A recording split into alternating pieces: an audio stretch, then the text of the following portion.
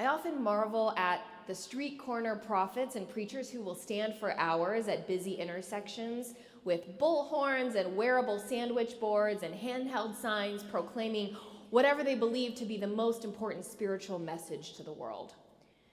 But if there is one time a year when I'm tempted to join them and announce to everyone who will listen, it is the period between Christmas Day and Epiphany, also known as Christmastide, or more commonly, the 12 days of Christmas.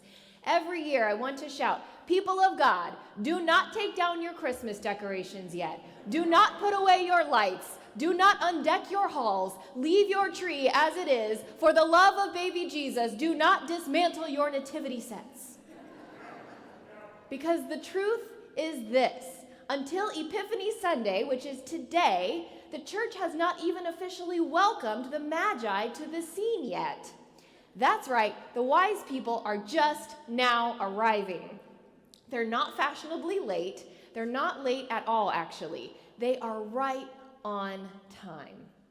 The truth is, we don't know a lot about the Magi from the Bible. A fun trivia question to ask is the names of the three wise men, because history has named them Caspar, Melchior, and Balthazar.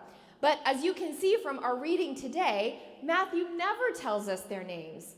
He doesn't even tell us how many there were. The number 3 is just assumed because they give Jesus 3 gifts. But who among us hasn't gone in with friends on a group gift before? There could have been dozens of magi. There could have been hundreds of magi. We don't know. We don't know how many there were. We don't know their names. We don't even know where they're from. Matthew just says, they came from the east, which is a really large area. We definitely don't know that they were men, so we can drop the whole wise men thing, and I think we can all agree that a group of wise people is at least 51% female, and there were probably some queer and non-binary folks among them too, so let's just call them what Matthew calls them. They're just magi. Now, some scholars believe that magi were mystics or they were astronomers. Some say they were more like political advisors, or they were just scholars. Some say they traveled from Africa. Some say they came from Asia. And they've made their way into all of our Christmas pageants and nativity scenes wearing fabulous regal attire and these hats. I mean, they had to have been wearing hats. I think we can all agree on that detail, right? But the other thing we don't know is exactly how long it took them to find Jesus. So they showed up in Jerusalem from the east, and they asked King Herod, "Where's the king of the Jews? We followed the star, and he should be here. We've got a worship service all planned and ready to go." And King Herod, who's already paranoid and insecure in his position of power, he freaks out, and he calls all of his advisors in, and he's like, "What are these people talking about?" So they dig out all their old scriptures and their old prophecies, and they're like, "Oh, yep, here it is. We found it. Yep, that prophet Micah once said," and we quote, "But you, Bethlehem, in the land of Judah, are by no means least among the rulers of Judah, and for out of you will come a ruler who will shepherd my people of Israel." Yeah, it looks like there was going to be a really important ruler born right here in Bethlehem. So, and Herod's like, "Gah! Not on my watch." And then he goes into like full evil dictator mode, and he's like, Magi, bring it in. My friends, my stargazers, my magi. Go to Bethlehem, for that's where you're going to find this little king that you're looking for. And when you have his exact location, a confirmed address with geographic coordinates, like give me the precise latitude and longitude, as well as a very detailed physical description, then traipse on back to my palace, give me all the deets so that I too can go and worship him. I'm going to stay back here and pick out the perfect gift. What are you all giving him, by the way, just out of curiosity? Oh, really? Those are odd choices for a baby. I was probably going to go with like a chariot or a team of horses, but to each his own. Okay, off with your heads. I'm sorry, I meant off with you now. So the Magi go, and sure enough, they find baby Jesus. Jerusalem and Bethlehem are actually only about 6 miles away from each other if you look at a map. But I don't know if it took them days or weeks or even months to locate Jesus, because In the year 1 AD, they didn't have cell phones, they didn't have GPS devices, they didn't have freeways. But eventually they do find him. They follow this star in the sky, and they present him with gold to signify his status as a king, frankincense to acknowledge his status as a deity, and myrrh, which is an embalming element to signify his future as one who will sacrifice his life for all of humanity. Now, we all know that King Herod wants to locate Jesus, not to worship him, but to destroy him. And this is actually one of the most haunting parts of the Bible. Herod is so afraid of being displaced from his throne that upon hearing about a supposed king of the Jews being born into the world, a title that he called himself, by the way, he sends for all of the children under the age of 2 to be killed in and around Bethlehem, just to be sure that whoever this Jesus is doesn't survive and overthrow him. This is sometimes referred to as the massacre of the holy innocents. Now, luckily, Jesus' father Joseph has a dream in which an angel tells him this is going to happen, and he instructs him to take Mary and Jesus and flee to Egypt until Herod dies, which they do. And the Magi, for their part, also have a dream about Herod, and their dream tells them to avoid Herod. So the story tells us that they traveled home by another route. This day in the church life is called Epiphany, which means manifestation or a moment of a sudden insight. We learn something, we see something for the first time, and we're entirely changed by it. That's an epiphany. And we celebrate on this day those mysterious, magical magi who go and greet baby Jesus and are forever changed by this experience. We love the story of the Magi in the Christian church, and it's likely that no amount of scholarship or new insights will ever change our nativity pageants. They'll never change our Christmas decorations. They'll probably never even change our favorite song about them, We Three Kings. They bring to the story an element of mystery, and they remind us of the mystical aspects of our faith, which, if you know me, you know I'm really into. Now, perhaps most subtly, the story of the Magi teaches us how to follow where God is leading, even when we aren't exactly sure where that is, and even when we find ourselves, say, about 6 miles off route. They teach us to course correct. And at the end of the story, they teach us once again to pay attention to the Spirit and her nudges, because sometimes she tells us to abandon all of our plans and hightail it in the other direction. Our sermon series during this Christmastide Epiphany season is called Second Chances, and this story is full of second chances. The second chance that Mary and Joseph give Jesus when they flee to Egypt. The second chance the wise people give themselves when they cut all ties with King Herod and they head for home by another route. The epiphany that the Magi had that changed them forever was the discovery of God among us. God as a tiny human, a little baby with chubby cheeks and a joyful babble. Their sudden revelation was that God had come down to earth to fulfill the promises of humanity, the promise to teach us how to love and how to be peacemakers and how to navigate this violent world without adding to the violence and the chaos. The promise to live life as one of us, to enter the dirt and the disappointment, to experience betrayal and loneliness and despair just as we do. The promise to overturn the tables of oppression and materialism and selfishness.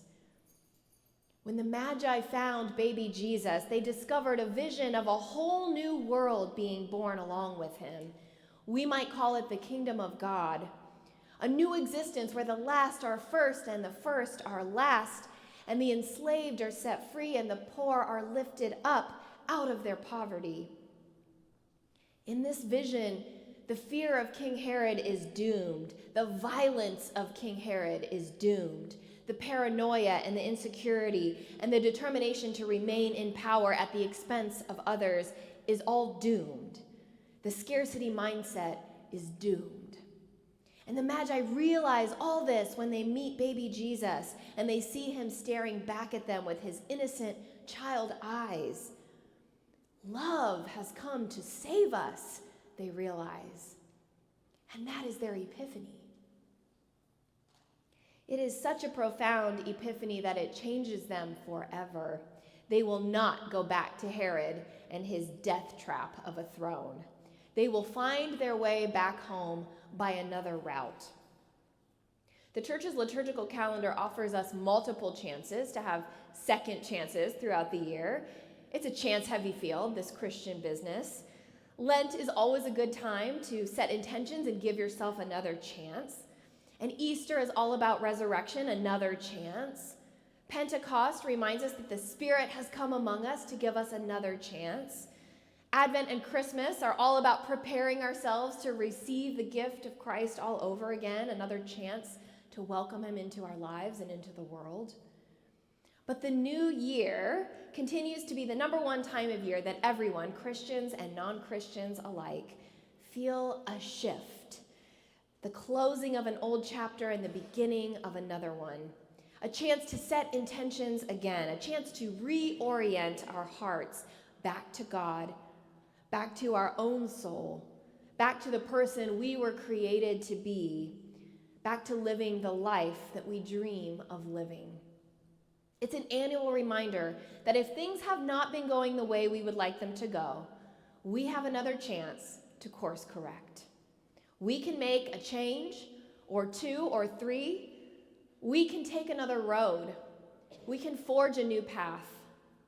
So this is your invitation to reorient, realign your soul with peace, not violence. Recalibrate your heart with love, not fear. Restructure your life to invite harmony and compassion instead of tension and bitterness. We humans cannot know what 2025 will bring. If it is like every other year, I would wager a guess that it'll be filled with both blessings and joy, as well as some heartache and pain. Some people and elements of life last year are gone, and some new people and new elements are on the way. Some aspects of 2024, I suspect we will all be glad to say goodbye to, and other aspects, I suspect we wave goodbye to with wistful hearts. If you are like me, you would prefer an easy, straightforward roadmap through life with detailed footnotes and additional recommended reading. I would love a handbook for humanity, if you will. But instead, God offers us an invitation to seek, to wander, to dream, to hope, to be guided through this life as though by a star, and to take a different road and a new path when the one we are on proves to be treacherous. During communion today, we will offer you a star word to take home with you. Star words are a tradition that many churches enjoy, which honors the story of the Magi and gives us each a word to guide our journey for the coming year.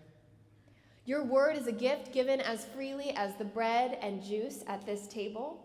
Your word may resonate deeply with you, or it may be a word that you do not understand or relate to right away. Sometimes those are the best words because they challenge us and they invite us to grow in the year ahead. You're invited to carry this word with you all year.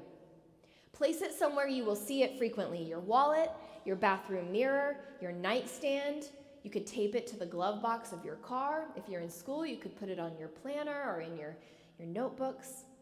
You could get fancy and paint your word on a rock and put it in your garden or make a bracelet with your word. But the more that you see this word, the more that you meditate on it, the more you consider how it is shaping you and challenging you and inviting you into something deeper, the more you will be guided by it. There are no hard rules about star words. If you want to, you can come get an extra one after worship. If you want to accept one as a gift today and choose another one of your own later, go for it. If you're watching online, Pastor Jacob and I can choose one for you. Either we can type it in the chat or we can email it to you later. But my prayer with these star words is that they will help reorient each of us so that we are walking closer and closer to God with each passing day this year. That they will be guiding us to see God everywhere because God is everywhere.